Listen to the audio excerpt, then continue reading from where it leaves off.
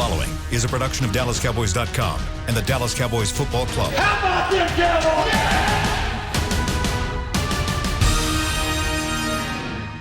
This is Talkin Cowboys.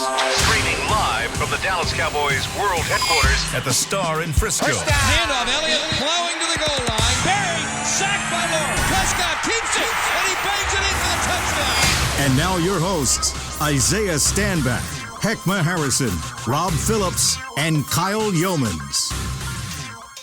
It's a wonderful Tuesday edition of Talkin Cowboys here on DallasCowboys.com and the various streaming platforms. As always, coming to you live from the SWBC Mortgage Studios as we are now officially into Week 11 of the NFL season, and the Minnesota Vikings are on the docket this week. We're going to talk about what we saw last night out of that game. Of course, we were all doing some scouting in terms of the what was kind of a boring game last night, and kind of a meh. It was very meh yesterday from the Bears and the Vikings on Monday Night Football. But first, let me introduce the outstanding crew, as always.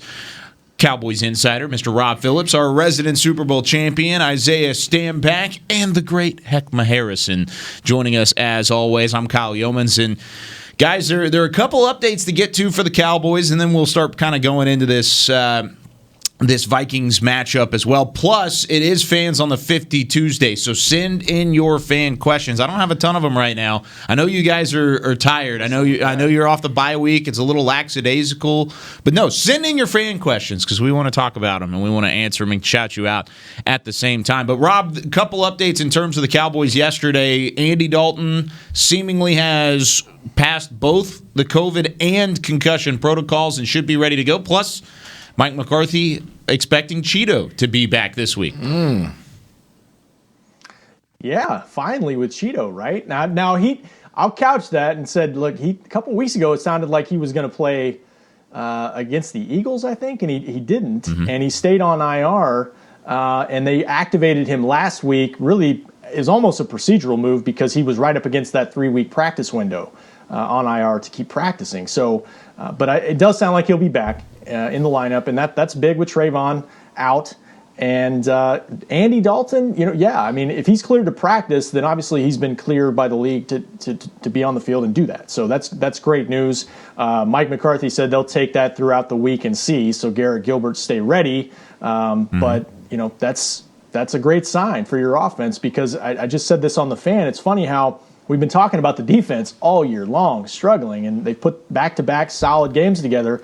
It's the offense that has regressed since Dak got hurt. And maybe Dalton can take a step forward and build on what Garrett Gilbert did against the Steelers. We will see, fellas. Heckman, whenever it comes to Andy Dalton in general, does it still give you kind of that same feeling that we had originally when he was coming in of, okay, things are going to get back to normal. Things are going to kind of find their way into place, whereas that was the original thinking, but I just want to know if it's the same kind of feeling for you, or do you have any bubble guts whenever it comes to Andy Dalton?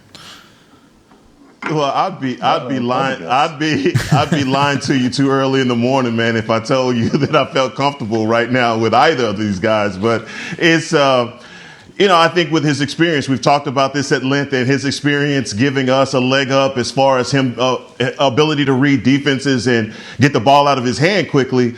This week, that's definitely what he's going to have to do because Minnesota, if you watched the game last night, Minnesota's going to apply a ton of pressure. So I'm still in that place with Andy Dalton where I want to see him actually do it, and have some positive things happen for him in this offense. I think we hadn't seen anything good happen for Andy in this offense, I guess, since the New York Giants game was the last time that he actually threw a touchdown, or we had a touchdown. So it's important to me to just find out what this week is going to be like for both of these quarterbacks, Gilbert and Dalton, going into this week. When Coach Mike McCarthy was asked about who he was going to go with, he answered it kind of vague and just said that, hey, we'll talk about this on Friday or Saturday once we have an opportunity to evaluate both of these guys. So it's really kind of cool to have a quarterback controversy in Week 11 of the NFL season.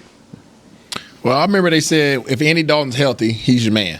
That's what they said. That's what they said last week. I don't know. I know things change all the time around here, but I had opportunity to go back because I know there's been a lot of talk about Andy Dalton, and I obviously spoke highly about him early on. He came in, took care of business against the Giants, and then obviously, kind of got punched in the mouth a little bit against Washington. But I went back and I watched. You know what I'm saying, Kyle? I don't like to speak just off of opinion. I want to speak off of facts. You know? Which is what you should do. Yeah, I want to talk to the people. You know, I want to talk to the people, to y'all. So I went back and I watched. Take the emotion out of it. Take the emotion out of it. It's all just facts. With just facts with me. I don't have emotions. If I'm wrong, I'm wrong. If I'm right, I'm right. You know, it is. We're in what week 11, everybody. You should figure that out right now. So we're gonna touch a little bit on this in the film room. You know what I'm saying? You guys check that out tonight. But I went back and I watched the film, and Andy Dalton didn't do half as bad as I thought he did. Really? When we look at that Washington game. And the reason why is because other guys didn't take care of their responsibilities. Right? Now, he could have done better. No disrespect, no disregard at all. Right? I'm not taking any accountability off of him at all. He needs to take that responsibility. He needs to do better. However, a lot of the situations that we faced in that Washington game were due to a lot of failed assignments. Yeah. And assignments where had everybody done what they were supposed to do, Andy Dalton would have had plenty of time to deliver the ball. There were guys that are open. He had zero time to throw the ball. And it wasn't just the fact that he was sitting there patting the ball and holding on to it and things of that nature. Now, he did some of that. I'm sure from between then and now, I'm sure he's kind of taking a self-analysis. But, going forward, I feel good about him against this team. Even though Minnesota's coming off a big win last night, I think that we're set up well for this team that's coming in here. And I think that Andy Dalton's going to do pretty good with that. If the offensive line is a lot better, right? That's facts. Offensive line is substantially better. The defense is playing better. The morale of this team is better. The energy is better. I think the team is poised for a good position right now. I'm glad you said that, Isaiah, because I felt like last week I was on an island, a Rob P. island with Dalton. I felt like nobody had my back on bringing Andy back as the starter because of the way Garrett Gilbert played in that game. Yeah. And he played well, but how much of it were we comparing to what Ben DiNucci rolled out there against the Eagles? That's a good point. Very true. And I am not knocking Ben DiNucci. I think that was a terrible situation for him to have to play in that game. And I thought Garrett, it really did. He wasn't ready. As a seventh-round pick. But I thought Gilbert did move the offense. He brings some mobility to the table. But remember, the Cowboys kicked 4 field goals in this last game against Pittsburgh. 4 field goals. And those last 2 drives, one was really late time against them, but they didn't get things going late in the game. And, I think they feel like with Andy Dalton as a veteran guy, to your point, Isaiah, go back to the Arizona game. I don't even think you can evaluate him based off of that game I think that was the Zeke fumbles game. Yep. And the lack of protection up front, I just didn't think it was a great situation for him in that game either. So if he's healthy, he's good to go. I feel better about it. I just do going forward with a more veteran guy. Now, Rob, I have to admit, okay, you were on that island by yourself. Now, I was in the canoe, and it was tied to the island, okay? It was tied to a post, and I was out there halfway into the ocean, but I could still come back. So I still believe that Gilbert, if I was a coach, I would still go with the energy of the squad right now, and I would still go with Gilbert. That does not take away the fact that I believe that Andy Dalton can be successful and will be successful. Okay, but let me play devil's advocate That's here fair. for this specifically, and the reason why, and in talking about Gilbert, I know y'all are both on Andy Dalton's side, or at least at the moment you're in that boat, literally. But whenever it comes to Garrett Gilbert, the canoe, yeah.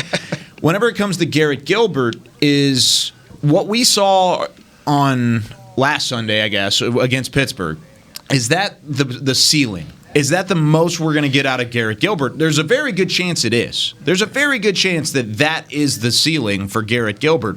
Whereas Andy Dalton, we know for a fact, because like Jerry and Steven and Mike and everybody has said, Andy Dalton is a starter in this league. His ceiling is much higher, but is the floor for Gilbert higher as well? Whenever we're talking about maybe the fact that there's a bigger range of controversy with Andy Dalton as well? I mean, it's hard to compare the two, right? Because Andy Dalton obviously has been to the Pro Bowl. He's been that guy. So we know what he's capable of, right? So we seen what he's put out, right? And we know what he's capable of. So there's a huge gap there, right? There's a huge gap that we're looking to fill. As Gilbert, when he came in, he was at the bottom in our eyes, right? Everybody's eyes, he's at the bottom, right? So all of a sudden he performs, and everybody's like, right? He raises up, right? So then there's that question mark. It's like, what else can he do? Right? What else can he do? And the truth is, we don't know what else he can do. We don't know if he had a couple more weeks under his belt like he does now, how much better he would be as far as his timing with his receivers. We don't know how much more confident he would be with his calls, how much confident he would be with delivering the ball on time instead of waiting till guys come out of their routes, right? Yeah. So there's a lot of things we don't know. Versus Andy Dalton, we've seen his capabilities. So it's not really a fair comparison, and that's why we're all based off opinions right now. Ekma? Yeah, I'm out here on yacht Gary Gilbert. You're on a yacht. Wow. I'm on the yacht Gilbert, and I'm just taking it as, man, this offense completely needs a change. I mean, we could talk about Andy Dalton and Gilbert at length, but it's not that big a difference in these quarterbacks right now in their career and what they're facing. And I just feel like, and you said it, Isaiah, when it comes down to the energy that you got from Gilbert in the Steelers game, I want to ride that. I mean, but this team has had a bye week, and obviously with the COVID protocol, they were cheated out of at least getting a vibe for both of these quarterbacks in the offense. But I think that you have, my opinion is, go with Gilbert, and because I feel like just the energy and what he brought during the Pittsburgh game is enough for this team to possibly seal the division or get more wins, right? And so I think that maybe they go back to Andy Dalton, but guys, the comparison between the two, I don't think it is as big as we're trying to make it. I think there's something to be said for that, and Isaiah mentioned that too. Heck, the momentum factor, and you have a bye week in between, but that was the first signs of life from the offense in 3 weeks. So I think there is something to be said for that. If you're talking about giving yourself the best, and we can talk about the team tank stuff all we want, but if you're giving yourself the best chance to win and win this awful start to the division, win this race, I think you just logically, you got to at least go back to Andy and see how it goes. And it doesn't preclude yourself from going back to Gary Gilbert if things aren't going well.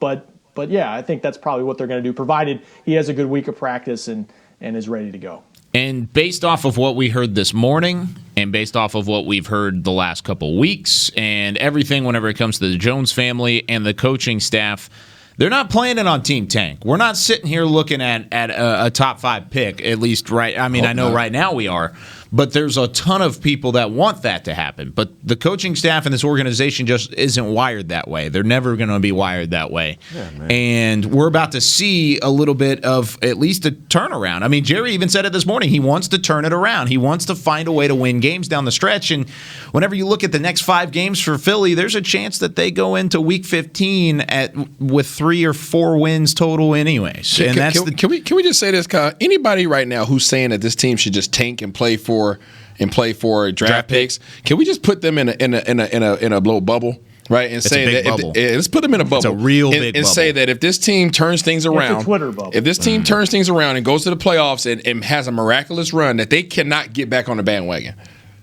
Oh, you're saying, you don't want them to get on, whenever they get and make the playoffs. Yeah, because the same people that say, let's tank and, let's go ahead and play for draft picks are the same people that'll be wearing doggone stars and getting tattoos on their forehead of stars if these guys make a run and go for the doggone Super Bowl somehow, some way, right? Which is, I know it sounds crazy, but it's still possible, right? So I keep saying that it's still possible because it is. That's facts. I take the emotion out of it.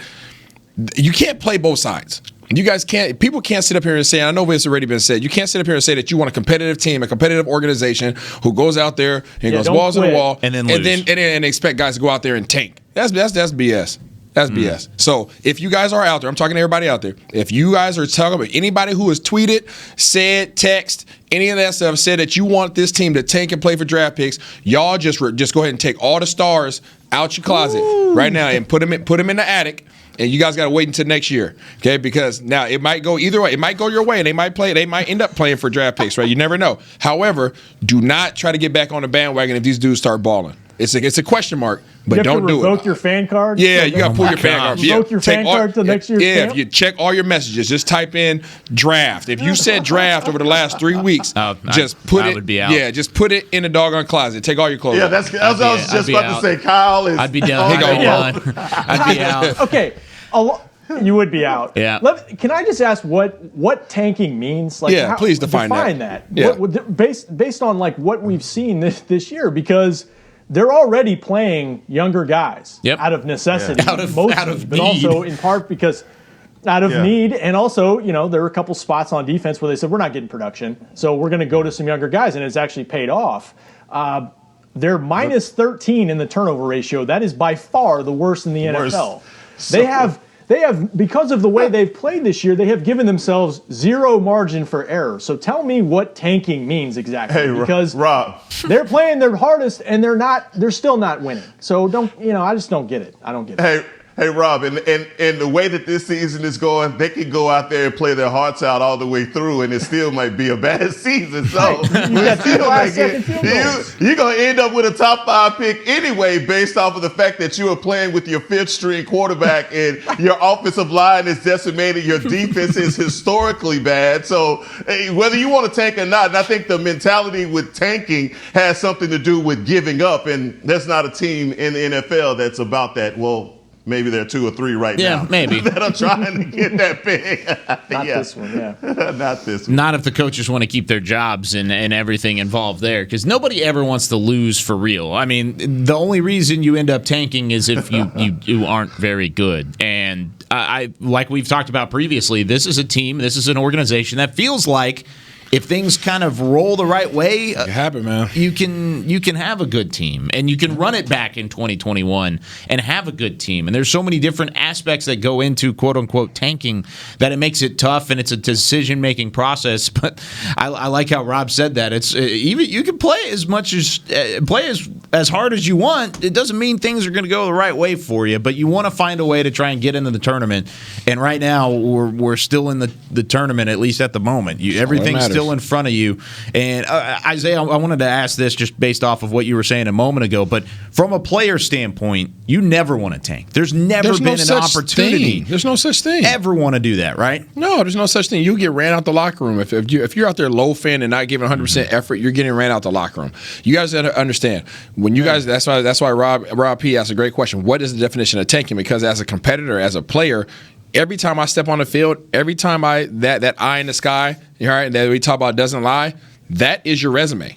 That's your resume. So you can go out there and tell it if you want to. You're going to mess with your own money going forward. Yeah. Right? Whether it's on a team that you're already with or whether it's a team that you might end up trying to go to, you're messing with your own money. So there is no definition. There's no thing called tanking.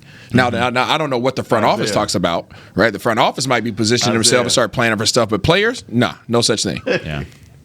Hey, don't watch any Jets football games or Jacksonville games. Well, yeah, that's gonna change your whole opinion on that. I mean, everybody last year said that the Dolphins were tanking, right? Yeah. The Dolphins last year were tanking, right? Yeah. They were positioning themselves, blah, blah, blah. Look at them. They went 7-1, and now they're winning a lot of games. They're balling. They're balling. So what is tanking, right? One more thing on it. Yeah, what is it? I'll just make an NBA reference because I love the league. This isn't a Golden State Warriors situation where they've won titles, they've got their culture. We talk about culture on the show a lot in place. Yeah. They just have a bunch of injuries for 1 year to Steph and Clay, and they're playing young guys, and they're going to get a great draft pick and be right back where they were. This is a brand new staff, brand new schemes. As a fan, don't you want to see some sort of progress going into next season with Mike McCarthy, or would you want to watch the first month of this season for the rest of the way? If I'm a fan, I want the latter. And if your draft pick suffers a little bit, fine, but because you're still going to get healthy next year and you're still going to be a better team next year when you're at full strength. Pretty easily, I think, whenever you look at everything that's gone wrong here in 2020 on the field and off the field, you can talk about how 2021 should be better, and hopefully it will be for the Cowboys. And sure, you would like to add a draft pick to that, and that's where I'm at, too. I want to evaluate the draft, and I want to provide as much content as I can to the fans out there that are catering to that draft need. But there's a way you can be successful in the top 5 of the draft and in the mid-20s. There's a way you can do it both ways if you really wanted to do it. The good teams figure it out. Every team figures it out from time to time. So we're going to step aside. When we come back, though, it's time for some Fans on the 50. If you're in the Periscope at the moment, send us your questions. Send them on Twitter as well. Fans on the 50 will answer your questions when we come back here on Talkin Cowboys. There's nothing as unique as our eyes, which is why Essilor pioneers ways to make lenses as unique as you. Verilux for super sharp vision, Essential Blue for protection, and Crizal for freedom from glare. 3 cutting-edge solutions in a single unique lens. So whatever your needs, insist on Essilor. Visit your local Essilor experts and find the perfect lens for you. See more, do more, Essilor. Since 1865, Stetson hats are American-made with pride right here in Texas. And Stetson is proud to be on the field with America's team. Want to show your Texas and team pride too? You can. By purchasing your own Stetson, you can look just like how the flag guys do on field at every home game. Stetson hats, the official crown of all self-respecting Cowboys, and your favorite football team. Get yours today at shop.dallascowboys.com or at stetson.com. I'm Jay Novacek, former tight end for the Dallas Cowboys. Back in the day, I was the guy who always got the tough yards, and that's why I run with John Deere today. In fact, I have a John Deere 3025E tractor that can handle any yard work I need to do, even the tough yards way out back. So if you have 1 acre or 1,000, John Deere has the equipment that's just right for you. Visit a John Deere dealer today and run with us. We are the official tractor provider of your Dallas Cowboys. Dear, it's 1908. Don't you think we should get electricity? And stop using candles to see at night. It's just electricity lights up the room fast. It's more reliable than candles blowing out, and people seem to love it nationwide. Well, candles are... Dear, did you just run into the wall? Nope. May I have a new candle, please? Historically, switching to new technology is a no-brainer. Today, it's AT&T 5G. Fast, reliable, secure, and nationwide. Switch to AT&T 5G. It's not complicated. 5G requires compatible plan. May not be in your area. See att.com/5G for you for details. Back to Talkin' Cowboys. On to the second segment here of Talking Cowboys here on this Tuesday. It's past 9:50. You know what that means. It's time for some fans on the 50. Fans on the 50. As always, Chris Beam killing it in the back and always making us sound much better than we actually are. Isaiah Stanback, Rob Phillips, Hackma Harrison, I'm Kyle Yeomans, and time to get some fan questions. You can continue sending these in throughout the segment, but we've got some good ones now rolling in, and our guy Jay, who is, talk about, Jay. I want to take a second. We just went on our Talking Cowboys TED Talk on why you should be non-bandwagoner fans. Jay is the definition of a true diehard fan, and Jay is a fantastic guy as well. Yep. Jay the man. And it's not even just with our show. It's every show as the day goes on. We appreciate you, Jay. And we appreciate Jay all the time. And he asks fantastic questions. He says, who do you guys see taking Mr. Trayvon Diggs' spot whenever it comes to the cornerback position? Of course, Trayvon Diggs, rookie second rounder, out 4 to 6 weeks with a broken, fractured foot. Where do you see the Cowboys going in terms of replacing him? Because he brought an element the Cowboys haven't had at that position in a long time. That's a good question, Jay. I think it's going to look like, with the healthy guys they've got, it's probably going to look like it's been, a couple years ago where it's Cheeto and Anthony Brown and Jordan Lewis. Probably your top 3 guys, I would imagine. Am I missing somebody? Probably not. Brown, Cheeto, Lewis, but who's going to be on the top guy, though? Is it going to be Anthony Brown or is it going to be Cheeto? I think it's just AB right now. He's the healthier guy. I mean, I don't think it would be. Look, just depends on where Cheeto is right now and his hamstring. And so I think the coaches would know that. You also have Savion Smith, who did not play very well at all against Pittsburgh, but still he's a guy that you could bring in some nickel. But still, this Lewis is going to be your inside guy, and Brown and Cheeto, I would imagine, would be your starting corners on Sunday. I'm going to double up with Heck. Doubling up with Heck. Got nothing else to add. That's it.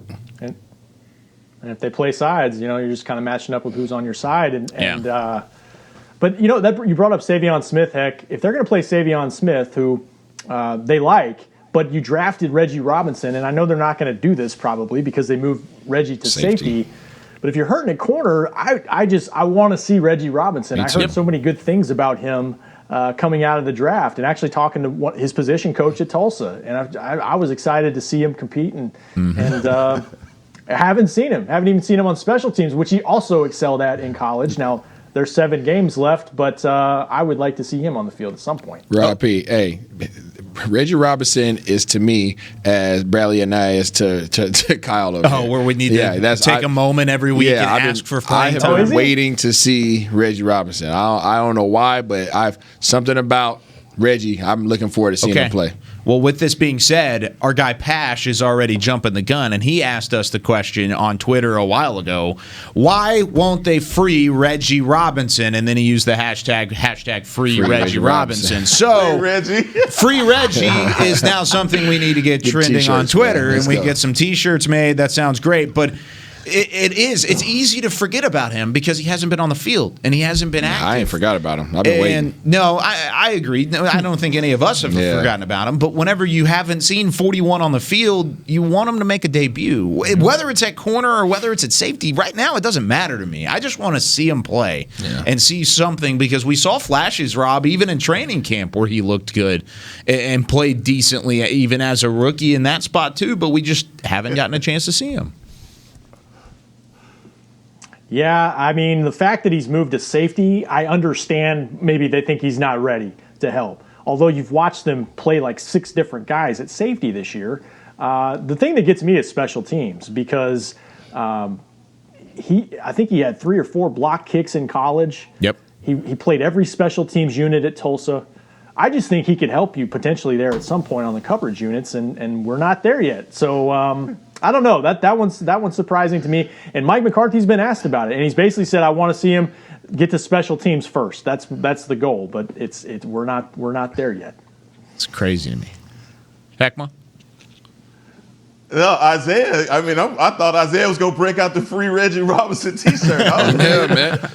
It feels like it's the preseason.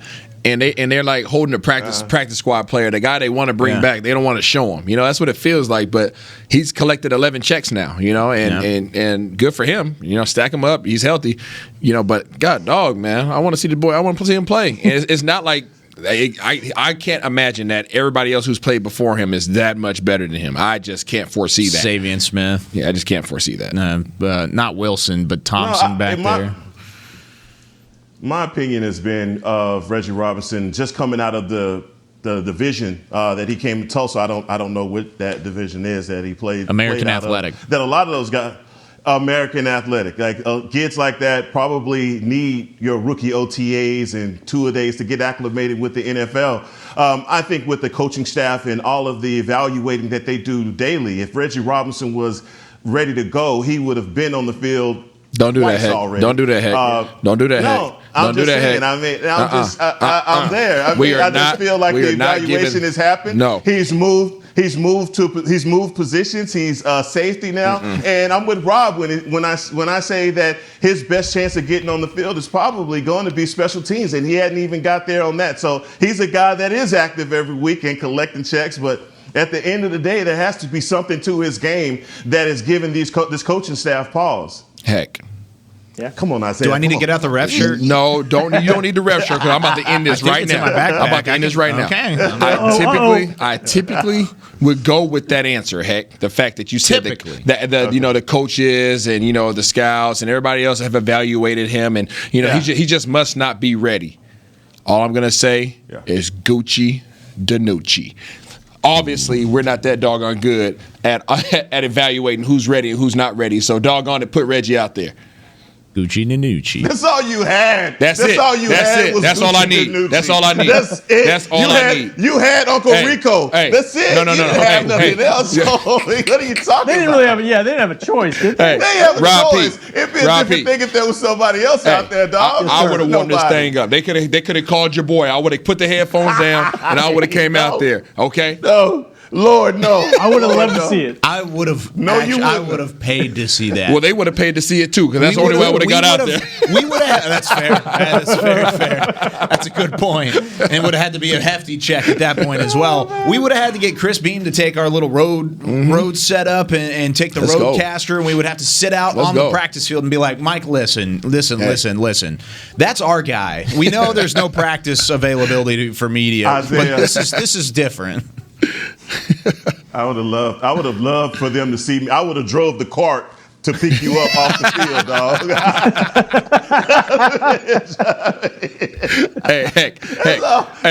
Heck, I got money on it. I'm still faster than 80% of the dudes on the squad right now. Right now, Heck. Man, I would take that bet and I would put it on the side against you. Against me? Yeah, no, I think you're 80%.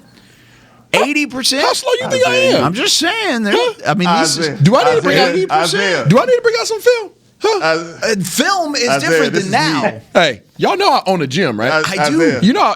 Do you own a track? I have a track in my gym. Okay. I just wanted to know if you had a track. Rob P, do you see this right now?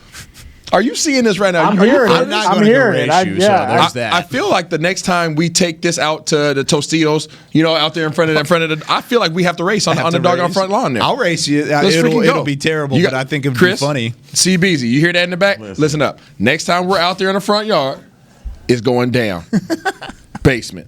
Insurance. What insurance company are we with again? For this pull hamstring that Kyle is going to have. Man, please. Ain't nobody trying to race you, champ, man. Go on with that. I'm telling you, I'm driving the cart. I'm driving the cart, though, to come get you off the field, though, dog. I never believe that. I would look like Rich Eisen out there whenever he does his little suit run. I would just be like struggling and laboring the whole time. Yeah, that would be fun. Oh, man. Okay, so we've kind of gotten off track a little bit and our time's starting to run out. Yes. But we've got a really good question from Joe Ferguson, and I want to get to it on the other side of the break. We're going to knock this break out.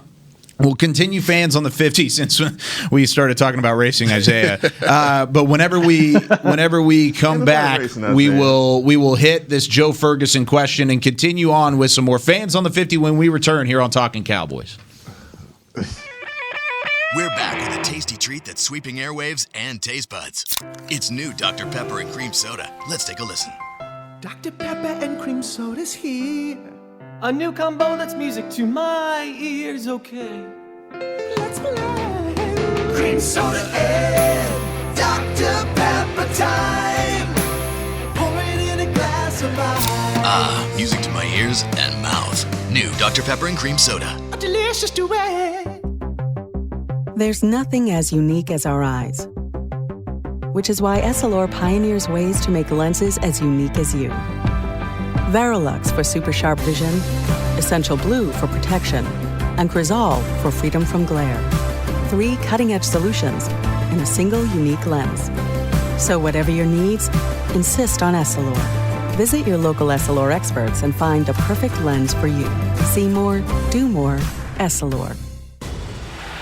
The Cowboys way, where 16 Hall of Famers and 5 championships shows us what success looks like. Where turkey is always the second best part of Thanksgiving Day. Where we are all defined by one single thing, the star. Where we as fans know it's our job to keep the tradition going. Bank of America is proud to be the official bank of the Dallas Cowboys and to support the quest of living life the Cowboys way.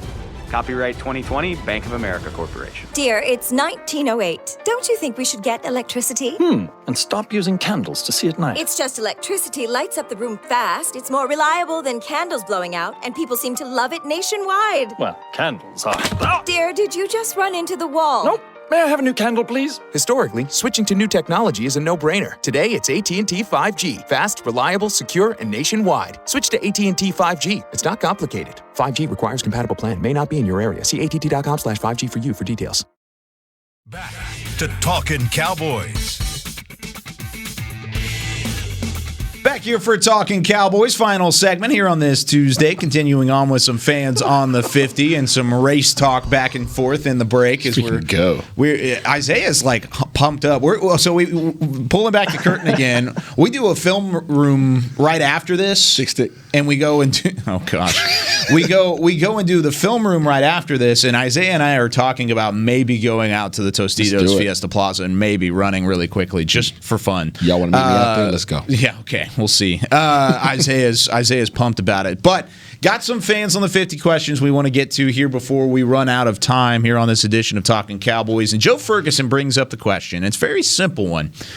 But someone is on the open market as of yesterday because of some legal issues and legal decisions. And we can get into this as much as we want or as little as we want. But he asked, what do y'all think about Deandre Baker in terms of the cornerback position and the former first-round corner that is now on the open market due to his case being dropped in kind of something that really, it honestly needs a Netflix documentary, how crazy his whole thing has been back and forth. But Jerry was asked about it this morning, so I'm asking you guys, what do you think about DeAndre Baker, Rob? Well, he's a talented player. The guys on the fan asked me about it, and to be honest with you, I haven't followed that whole case that closely. I mean, I saw what happened yesterday. I think his charges were dropped, correct? Mm-hmm. Yeah. It's part of an extortion case. Yep. It's crazy. Really talented guy. I just think any team's got to kind of dig into what happened. I think figure out what's going on with that. And Jerry was asked specifically about him on the fan this morning, and just kind of said, "Look, we're always looking to upgrade our team, but he didn't really comment on it specifically." So that's just kind of where it is. Just kind of a strange deal, huh? Yeah, strange to say the least. To say the least. You got to kick the tires. You got to kick the tires on a guy like that. And I think that Will McClay and his staff are doing that for every player in the league, period. Just trying to find out if they can upgrade this roster. And we talked about, was it groove on or move on yesterday? And I think once I got to my move on, I pretty much got rid of half the defense. So we need to, if we're turning over the roster at the rate that I was talking about, then definitely, yeah, man, it's worth giving this guy a look. I don't know enough about him. So okay. I can't really comment on it. That's fine. That's fine. And that's the thing is really, what do we know about him in terms of an NFL roster? Because right now it ends up being very minimal tape, and then you had the legal issues that kind of arose. And sure, you got what you had in college in Georgia, but ultimately you're still going to go off of what your ceiling for him is. You would treat him like a first-round pick, but the contract's going to be odd because of the issues that were off the field. It's going to be very interesting. It's a complicated matter overall, but I think a lot of people would take him. And I think, like Heckma said, you have to kick the tires, right? You got to, especially when it's a position of need and it's a position that most likely you're going to spend a very, very high pick on in the first round of the draft, maybe the second round of the draft. Why not kick the tires on them? Why not try and see what's out there? And maybe shore up your defense a little bit. A friend of mine texted me last night about it, and he said, what would you think about a Trayvon Diggs, a DeAndre Baker, and a Patrick Surtain, who's a top draft prospect right now, that you could get in the mid-teens? You don't have to get them in the top 10, at least right now. Oh, those three? There's your guys. Those three? Did you say the draft? Did you say draft? I'm just saying those three guys. And I said mid-teens. I didn't say top 5. He's not a top 5 pick. So I'm saying even in the middle of that first round where you picked last year, even if you're in the middle of that first round, you could get a Patrick Surtain. And those three guys would be unbelievable to find a way to do it. Now, moving on from there, there was a draft question that was involved in the fans on the 50, and since you guys just don't want to talk about draft, we won't do that. Now, I will ask, and I will say this: how do you feel about? Here's the question. It's from Strike Chris on the Periscope. He said, "Do y'all think if we win the division, we will sign Dak to a long-term deal, or would you tag him?" Isaiah. Hopefully they would honor him and sign him to a long-term deal. Go ahead and sign him anyway. It's disrespectful to tag somebody, especially at that position. It literally is taken as a sign of disrespect. There's no other way to go about it. They have the money to do it. They had the time to do it, and they chose not to. And now they have all the time in the world to do it. If they franchise tag him again, I don't like the franchise tag. First of all, was it $35 million? It doesn't matter. Was it $35 million? It doesn't matter. I'm asking. Yeah, I'm asking. It's going to be close to 38. Yeah, I was about to say it's higher close to than 38. That. It's going to be $38 million worth of disrespect. Oh, okay. The thing is, so check this out, Heck. It's disrespectful because you work your butt off to get to that point in your career where you can leave. Right, you work your butt off. You grind. It's a business. You grind. It's a business. But I'm saying it's a disadvantage, right? If you the same power that the ownership has to be able to say, you can't go anywhere. You've worked your butt off to get to this point. Now you can't go anywhere. I think the players somehow, some way should have the same power to veto that, because you have so much time as a professional athlete, right? Especially in the NFL. You have a very small window of time. And if you work your butt off to make sure that you ensure that you've done everything you can to get to that point to where you're even in the conversation to get franchise tagged, they should not have the power to do so. I personally don't. I think it's just unfair. There's a lot of things unfair in this league, but that's one thing that's definitely unfair. And honestly, what happened to Dak with the ankle is exactly why players don't like it. Perfectly why. Yep. Yeah. No, and you can look at it. I see it that way as well. But when you talk about the where Dak is trending, even after the ankle injury, he's going to be fine. I mean, you talk about the injury and his rehab and him coming back. I would love a long-term deal with Dak. I was hoping for it before the season even started. We didn't get it, and so the way that things are progressing with this whole negotiation with Dak, it looks to be that's where we're leaning towards getting him signed to a long-term deal. You look at the cap. The cap is the Dallas Cowboys cap is we're in a bad situation with that. So to even relegate $38 million for just one player for 1 year is going to take away our ability to get other players signed. So I think to that regard, we may not want to cap him, franchise him, but. Come on now. I mean, but look at cards that we're dealt. But look at the situation that Dak's in currently, right? Dak's almost in a situation where I don't want to put this on him because it's not coming from his words, but where he's almost hoping that his team doesn't do that great, right? Because it improves his stock, right? As an individual, being selfish as an individual, you almost hope that your team doesn't do that well because now they miss you, right? Now they need you. Now they have to pay you. Now if Andy Dalton would have came out here and balled out, right? Now look at the position that he's in. Yeah. Look at the position that he's in. If Andy Dalton would have came out here and balled, his leverage goes down, his stock goes down. Because now people are looking at it and say he wasn't as important to this team, right? So I mean it can go either way, and that's the reason why the franchise tag is so bad. Look at Earl Thomas, right? When Earl Thomas came back right now last year where he wanted to get his contract extended. Now he wasn't franchise tag, but he wanted to get that extension. And I feel like he should have got that extension, and he didn't. He tried to hold out, and then what did he do? He said, "I'm gonna come back for the team because of my teammates." And then what ended up happening? Yeah, right. Got hurt, broke his leg. No, that's broke his leg.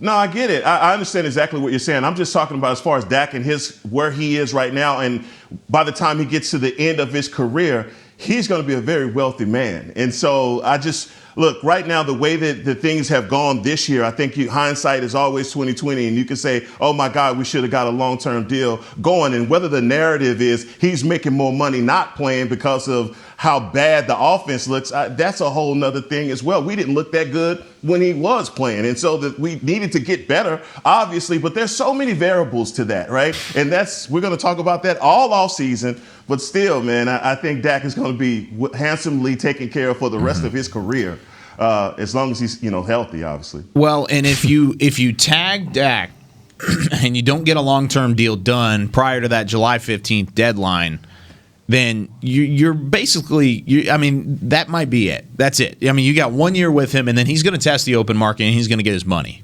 It's going to be a tough task to get him back. Remember, the only two quarterbacks who had ever been on the franchise tag twice was Kirk Cousins, left.